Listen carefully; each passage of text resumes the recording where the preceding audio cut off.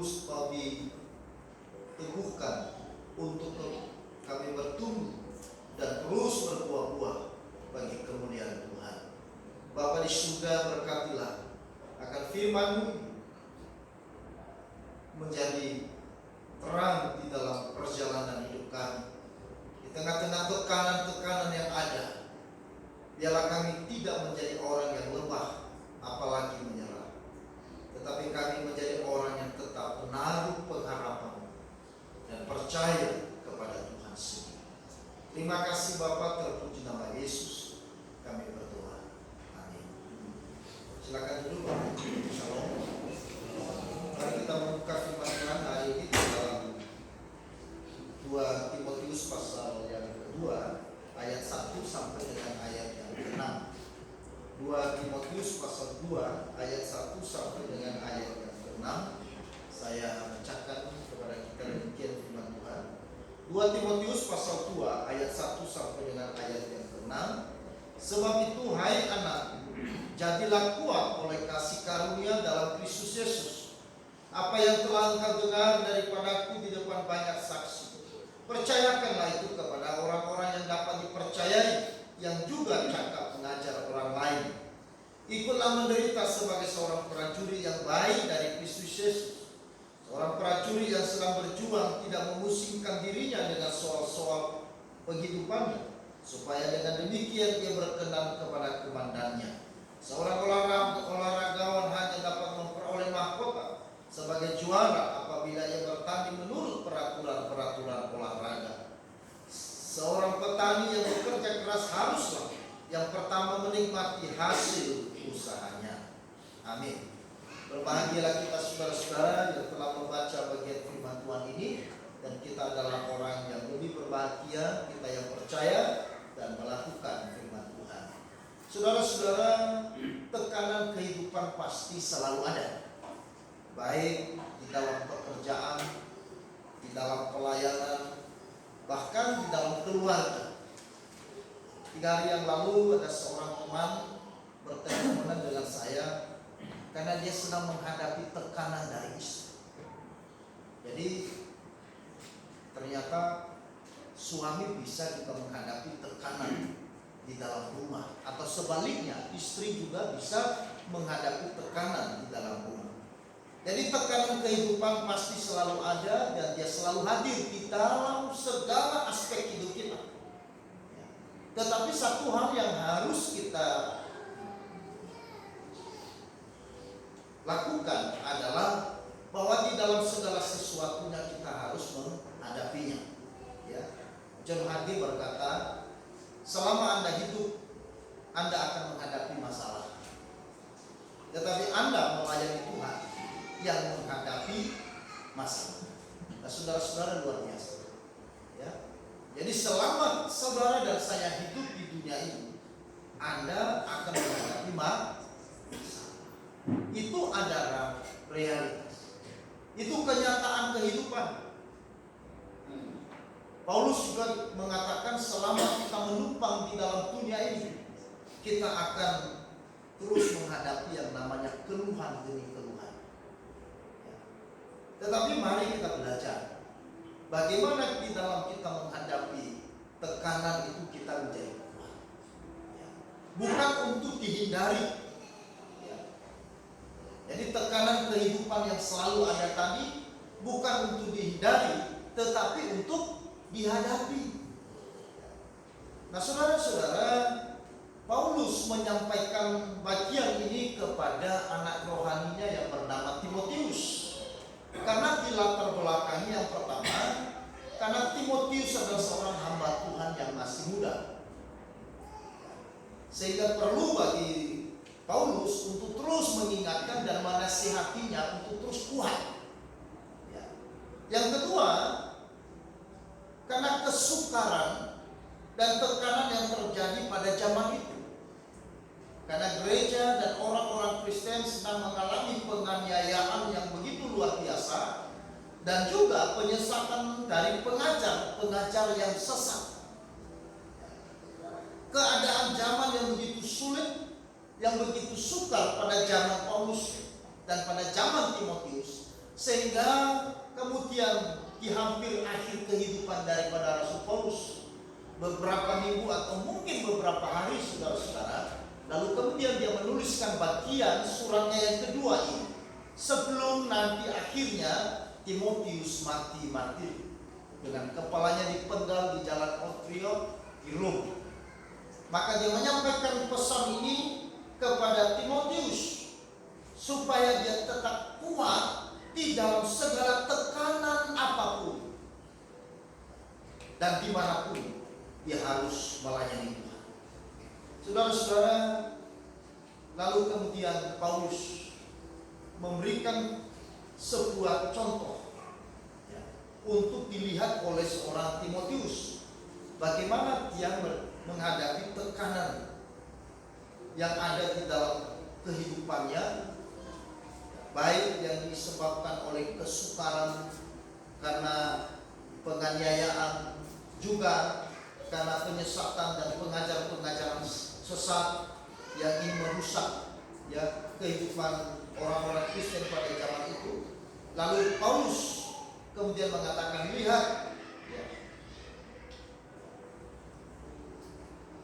3 orang yang memiliki karakter sebagai seorang pejuang. Yaitu yang pertama, saudara, dia berikan contoh seperti prajurit yang berjuang. Ayat yang ketiga dan keempat saya bacakan. Ikutlah menderita sebagai seorang prajurit yang baik dari Kristus Yesus, seorang prajurit yang sedang berjuang, tidak memusingkan dirinya dengan soal-soal penghidupannya, supaya dengan demikian dia berkenan kepada komandannya. Jadi Paulus mengatakan, kamu harus belajar seperti seorang prajurit yang sedang berjuang. Prajurit yang sedang berjuang adalah seseorang yang hidup dalam fokus. Caranya adalah tidak memusingkan diri sendiri soal penghidupan. Fokus dan taat pada tugas atau amanah dari komandan. Jadi ketika prajurit ditugaskan di medan perang, maka mereka harus fokus terhadap tugas yang diamanahkan oleh komandan. Ia tidak perlu memikirkan tentang kehidupannya. Prajurit hanya memikirkan bagaimana mereka berjuang dengan sasaran yang tepat. Mereka hanya berfokus bagaimana mereka memenangkan pertempuran ini. Saudara, kalau lihat atau nonton film perang, coba lihat saudara, apakah ada prajurit yang memusingkan dirinya dengan hal-hal yang lain? Urusan makanan itu urusan lain. Itu urusan komandannya. Komandan yang mengatur. Makanya nanti kadang-kadang helikopter turun suplai makanan. Tetapi bagi seorang prajurit yang baik, prajurit yang berjuang, prajurit yang sejati, dia tidak fokus pada hal yang lain. Karena fokus pada hal yang lain itu akan membuat konsentrasinya terpecah dan mudah diserang oleh musuh. Saudara, Paulus menyampaikan hal ini kepada Timotius. Lihat, seorang prajurit yang berjuang.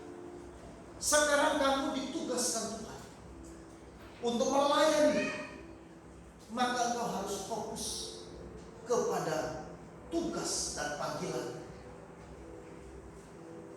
Komandanmu adalah Yesus, dan biarkan Yesus yang mengurus segala keperluan. Biarkan Tuhan yang bertanggung jawab di dalam semuanya. Bagianmu sebagai seorang prajurit adalah bertanggung. Panggilan kita sebagai orang Kristen, saudara-saudara, untuk kita menghadapi tekanan dan kemudian kita menjadi kuat ketika kita belajar seperti seorang prajurit. Sering kita menjadi lemah, galau, stres, atau mungkin depresi, karena kita lebih memusingkan diri kita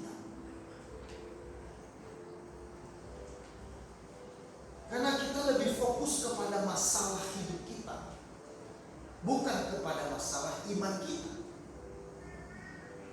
Kita lebih fokus tentang urusan hidup kita, tetapi bukan urusan bagaimana aku berkenan di hadapan Allah. Sehingga konsentrasi kita dalam hidup, dalam perjuangan menghadapi tekanan-tekanan kehidupan tadi menjadi terpecah. Sehingga akhirnya kita menjadi lemah dan kita menjadi putus asa. Kita menjadi kecewa. Itu yang pertama. Yang kedua, Paulus mengatakan bagaimana kamu kuat dalam tekanan yang ada. Kamu harus lihat seorang olahragawan yang bertanding. Ayat yang kelima. Seorang olahragawan hanya dapat memperoleh mahkota sebagai juara apabila ia bertanding menurut peraturan olahraga. Kerinduan utama seorang olahragawan adalah mendapatkan kemenangan atau mahkota sebagai juara. Itu kerinduan utamanya, tidak ada yang lain. Lalu untuk mewujudkannya bagaimana? Seorang olahragawan dia harus menghadapi tekanan lawan bertanding.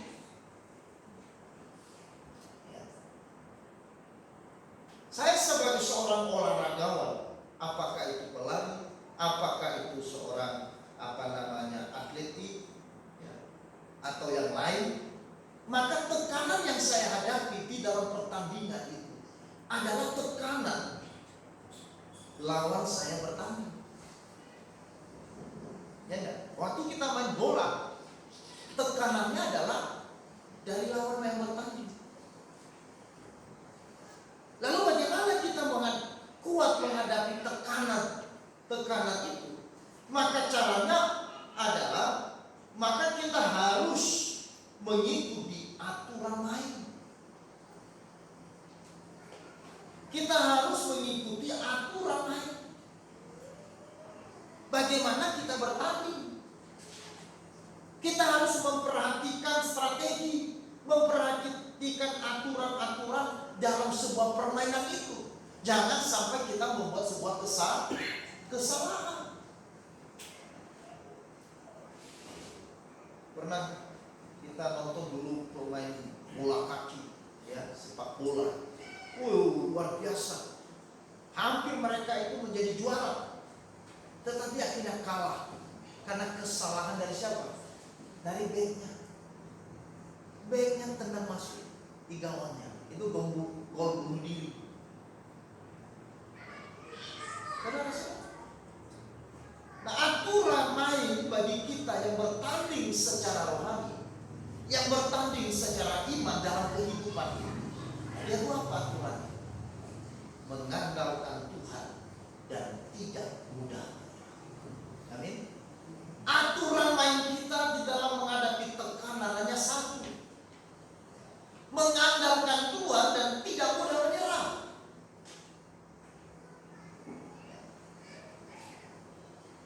Orang Kristen bukan menyerah tetapi berserah kepada Tuhan.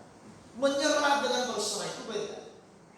Menyerah itu adalah sebuah rasa pesimis, negatif, ya. Tetapi berserah itu adalah sebuah tindakan yang aktif, tindakan yang optimis, tindakan yang positif, yang menghasilkan sebuah kekuatan di dalamnya meskipun sedang dalam tekanan.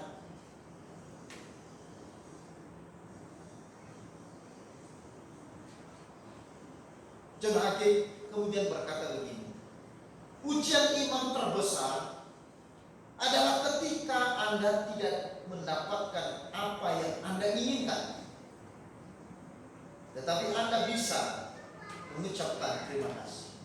Saudara, ujian iman kita yang terbesar itu apa? Ketika kita tidak mendapatkan apa yang kita inginkan.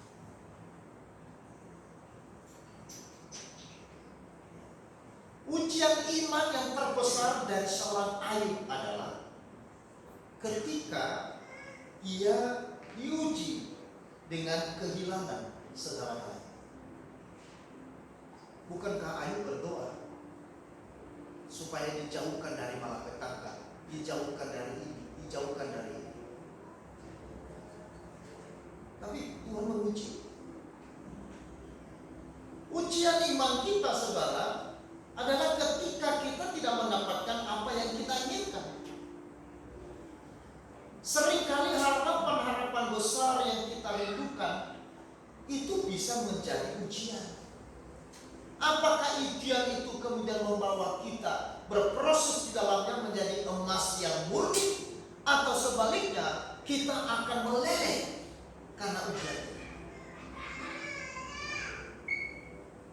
Banyak orang yang kelihatannya setia sama Tuhan, orang yang betul-betul beriman sama Tuhan, ya, bersemangat kepada Tuhan. Tetapi ketika apa yang diinginkan dan dirindukannya itu tidak tercapai, dan dia tidak mendapatkan apa-apa dari apa yang diinginkan, kemudian mereka mulai kecewa. John Hakim mengatakan, itulah iman yang terbesar, ujian iman yang terbesar. Ujian iman itu bukan saat kita mendapatkan apa-apa. Ujian iman yang terbesar adalah ketika kita tidak mendapatkan apa yang kita inginkan. Disitulah kita diuji. Makanya coba lihat, ketika Tuhan menguji Abraham, walaupun akhirnya dia mendapatkan dan dia mampu melewati, tetapi saudara, dalam prosesnya itu kan rumit. Tuhan minta anak, artinya dia kehilangan. Betul tidak? Kadang-kadang Tuhan perhadapkan kita satu ujian di mana kita harus melepaskan sesuatu yang menjadi kesukaan, yang menjadi keinginan kita, sesuatu yang begitu kita senang. Dan di situ kadang-kadang kita diuji. Apakah kita betul-betul bisa melepaskan?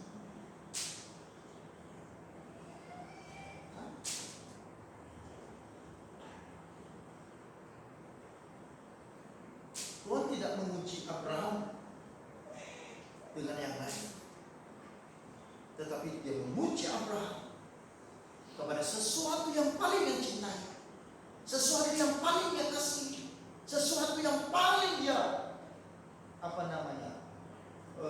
banggakan, yaitu anak tunggal.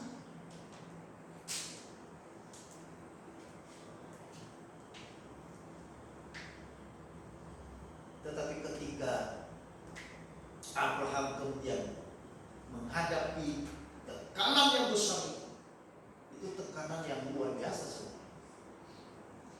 Yang di satu sisi dia percaya Tuhan bahwa itu adalah kebenaran, itu adalah firman Tuhan. Tetapi di sisi yang satu, dia punya perasaan yang dikoyak-koyak.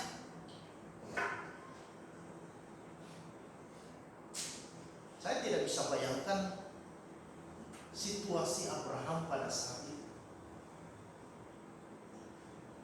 Saya tidak bisa bayangkan.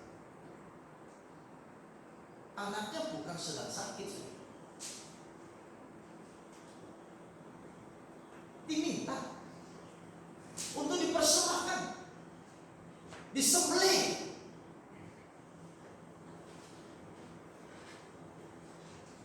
Kalau masih ada orang yang kita cintai, lalu kemudian sakit dan akhirnya meninggal, ya meskipun kita tidak rela, tetapi itu fakta. Sehingga akhirnya kita belajar terus untuk mau apa lagi. Tetapi saya melihat bahwa rasa sakit hati, tekanan yang begitu besar dalam kehidupan Abraham itu luar biasa. Bagaimana ia siap untuk kehilangan anak yang lagi lucu-lucunya, anak yang didapatkan pada hari tuanya. Tetapi Abraham yang kuat di dalam tekanan itu, karena Abraham mengandalkan kepada. Dia mengandalkan Tuhan. Kenapa Abraham mengandalkan Tuhan? Karena ia sudah mengenal siapakah Tuhan. Pengandalan kita kepada Tuhan itu tergantung seberapa dalamnya saya mengenal Tuhan. Keberserahan diri saya kepada Tuhan tergantung seberapa besar dan seberapa dalamnya saya mengenal Dia. Kepercayaan saudara kepada seseorang itu tergantung dari apa? Tergantung sejauh mana saudara mengenal seseorang. Kalau saudara hanya bertemu 1-2 kali, itu pun ketemu di pasar, say hello saja, maka saudara ukuran daripada kepercayaan saudara terhadap orang itu sebesar pengenalan itu. Makanya semakin kita mengenal Tuhan, semakin kita mengenal Dia lebih dalam, maka semakin kita mempercayainya. Amin. Dan kalau kita sudah semakin mempercayainya, maka kita akan semakin lebih mudah menyerahkan hidup kita kepada Dia. Sulitnya orang-orang Kristen menaruh hidupnya kepada Tuhan, mengandalkan kepada Tuhan, mempercayai kepada Tuhan, menyerahkan hidupnya kepada Tuhan, karena mereka ragu-ragu. Benarkah Yesus itu? Benarkah Dia menolong? Kenapa muncul keraguan-raguan? Karena hubungan yang belum dalam. Saudara,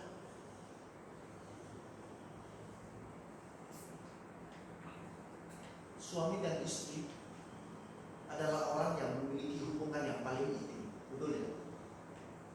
Dan hubungan yang suami istri itu diwujudkan dengan apa? Dengan sebuah kepercayaan. Ada suami di sini atau ada istri yang sembunyi-sembunyi dompetnya di hadapan istri, ada enggak? Itu kalau ada itu bahaya besar. Ya, bahaya besar. Atau ada suami takut-takut yang marah. Kenapa? Kalau ada dalam keluarga istri atau suami takut maka dia dimasak oleh pasangan, berarti ada something wrong.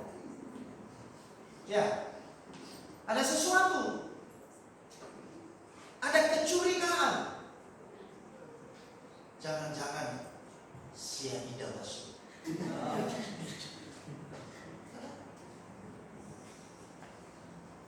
Tetapi saya pikir secara normal, nah,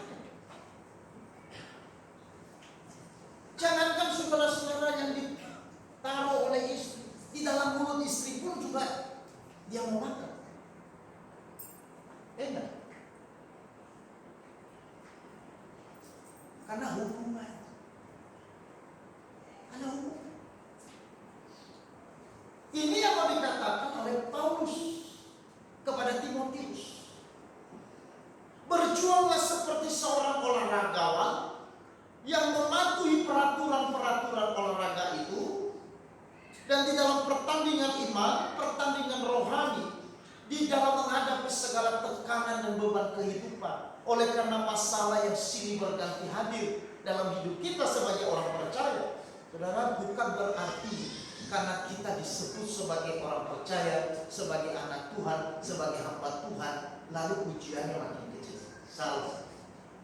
Dari kitab suci yang saya baca, saya coba pernah meneliti. Ujian-ujian yang besar justru itu hadir ketika kita mulai bertumbuh. Ujiannya bertumbuh. Kita bertumbuh lagi, ujiannya makin besar. Kita makin bertumbuh, ujiannya masih besar. Nah, kalau kita mulai jengkel, Tuhan, kok ujian terus? Nah, tinggal sekarang perspektif kita melihat ujian itu bagaimana. Anak sekolah yang kalau sering diuji saudara, ya, sering latihan ujian, maka dia akan terbiasa menyelesaikan soal-soal. Sekarang Bible ya, bimbingan belajar sekarang, masuk perguruan tinggi, masuk ke sekolah kedinasan, itu laku keras banget. Laku keras. Nanti mau lulus SMA, semua anak-anak mereka ikuti bimbel. Ternyata apa yang diajar? Latihan terus setiap hari. Bukan materi lagi. Terus setiap hari soal. Kasih soal. Kasih soal. Kemarin Osman itu pernah ikuti ujian Katanginas itu. Hampir setiap hari saya bayar, tiap hari bayar. Kenapa? Beli soal di internet. Dulu Johan juga pernah ikut bimbel 6 juta. Masuk belajar. Dan dia dapat, bukan materi lagi.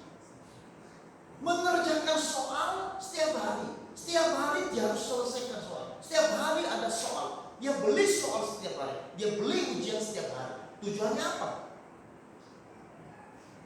Mereka pikir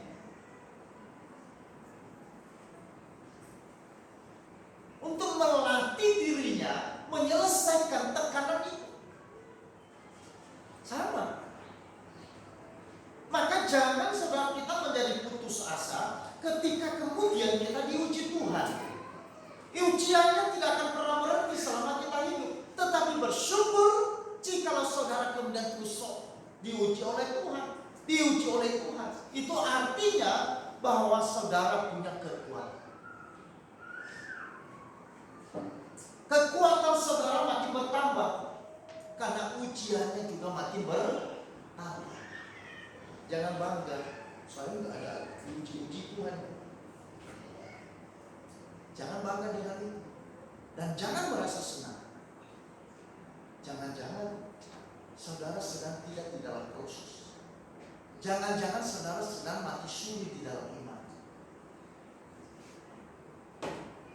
Karena orang yang dikasihi Tuhan akan diproses untuk menjadi orang yang lebih baik, menjadi orang yang lebih kuat. Timotius diingatkan oleh Paulus akan kesukaran zaman yang sedang dihadapi oleh dia. Penganiayaan yang terus bermunculan. Tekanan-tekanan baik dari dalam maupun dari luar akan terus dihadapi oleh dia. Tetapi dia harus terus mengandalkan Tuhan dan tidak boleh menyerah. Kemudian yang terakhir saudara, Paulus katakan kepada Timotius, sekarang lihat seorang petani yang bekerja keras. Ayat yang ke-6. Seorang petani yang bekerja keras haruslah yang pertama menikmati hasil usahanya. Dari petani saudara kita belajar tentang apa? Bekerja keras. Kenapa? Dia harus menyiapkan lahan dulu. Kemudian dia menabur. Belum selesai, kemudian dia merawat tanaman itu. Dia menyiram. Dia membersihkan dari rumput. Dia semprot dari hama-hama yang ada. Dia juga memperhatikan pengairannya. Dia memperhatikan cuacanya. Dan macam-macam. Petani menunjukkan kekuatan di dalam tekanan. Dengan tekun menantikan hasil dari apa yang ditanam. Jadi seorang petani itu luar biasa, saudara. Dia adalah seorang pekerja keras yang menghadapi tekanan, tapi dia melakukannya dengan tekun karena dia ingin menantikan hasil yang lebih baik. Semua membutuhkan proses. Tidak langsung dapat dinikmati hasil. Makanya kalau mau orang sukses, itu adalah orang yang mengikuti proses. Tidak ada orang sukses yang tidak mengikuti proses. Banyak orang ingin cepat kaya dengan cara apa? Menjudi. Tidak bisa. Ya, Tidak ada orang yang kaya bertahan karena judi. Di kampung saya ada orang tukang judi yang bisa bangun rumahnya. Wih, terkenal, kaya mendadak. Kaya mendadak. Waktu togel. Wih, 2 tahun dia jaya. Semua orang luar biasa. Nggak ada kerjaannya, main togel saja. Wih, untung terus ya. Dia bangun rumah.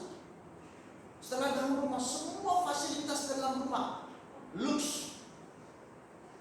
Ada orang kaya yang paling kaya di kampus saya, itu fasilitas dalam rumahnya itu kalah itu. Ini bukan saya bicara ongkos.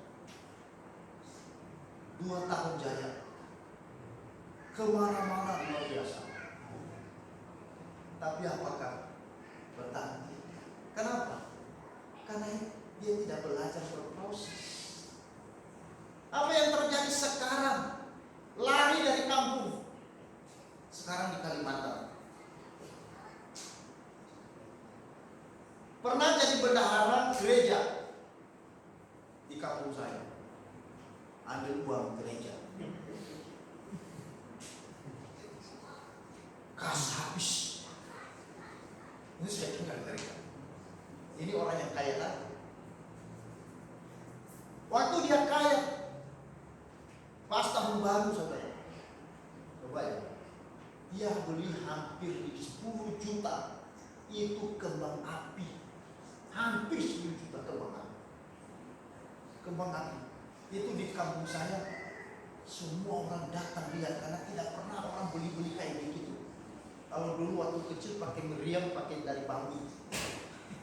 Ya, itu dulu kalau tahun baru itu atau bentonan. Ini enggak,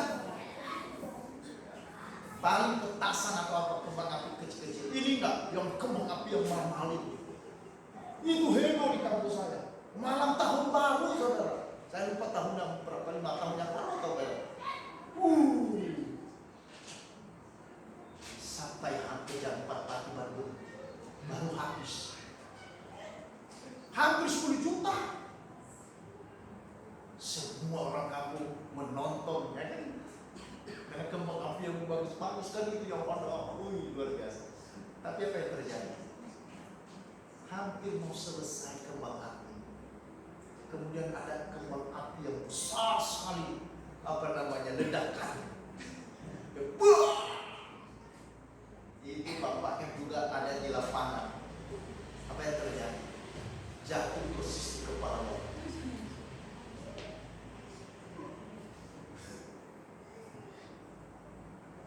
4 hari kemudian bapaknya meninggal. Gara-gara kembang api yang ledakan besar.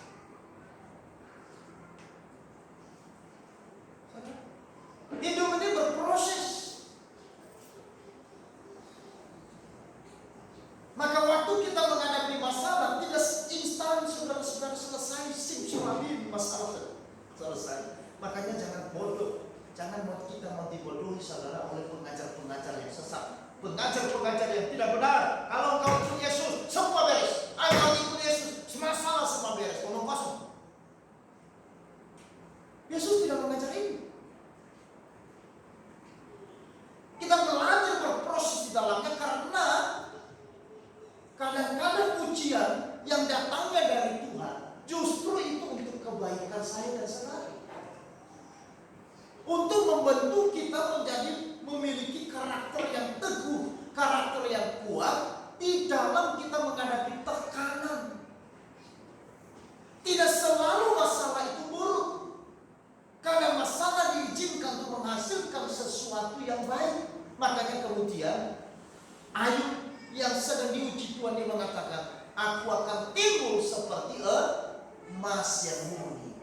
Tetapi untuk emas itu menghasilkan sebuah kemurnian, ada proses. Nah, prosesnya apa? Api yang besar.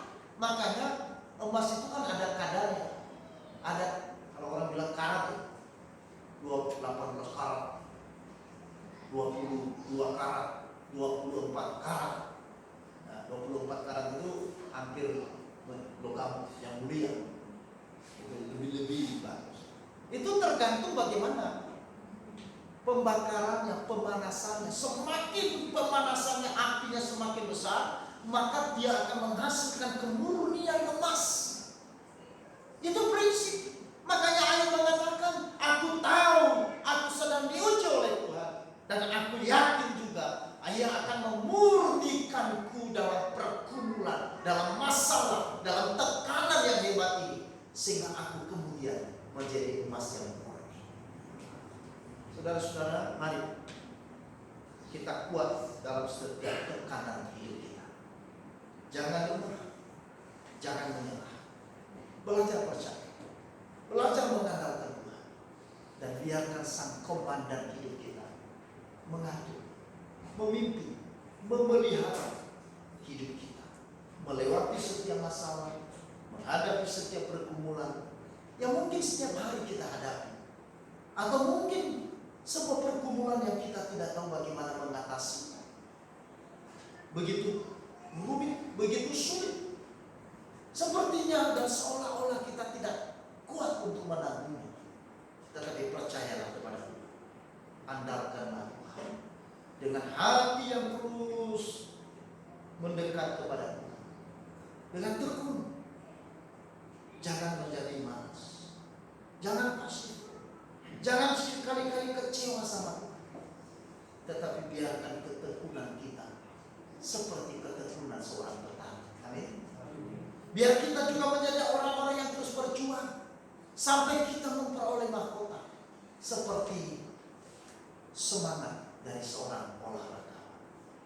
Dan biarlah kita menjadi seorang prajurit yang baik, karena kita hanya fokus bagaimana kita memenangkan pertempuran ini, untuk melawan segala hal-hal yang ingin menghentikan langkah kita berjuang, melangkah di dalam iman. Mari kita menjadi tentara-tentara yang kuat, karena ada instruksi dari komandan kita yang mengarahkan dan mengatur strategi bagaimana kita harus berperang. Perhatikan peta firman Tuhan, yaitu tuntunan hidup kita di dalam melewati setiap keadaan. Percaya, pada akhirnya kita akan menikmati hasil. Amin. Pada akhirnya kita akan menjadi pemenang-pemenang iman. Dan pada akhirnya mahkota kemuliaan menjadi bagian dari hidup saudara dan hidup saya. Amin. Bapa di surga, terima kasih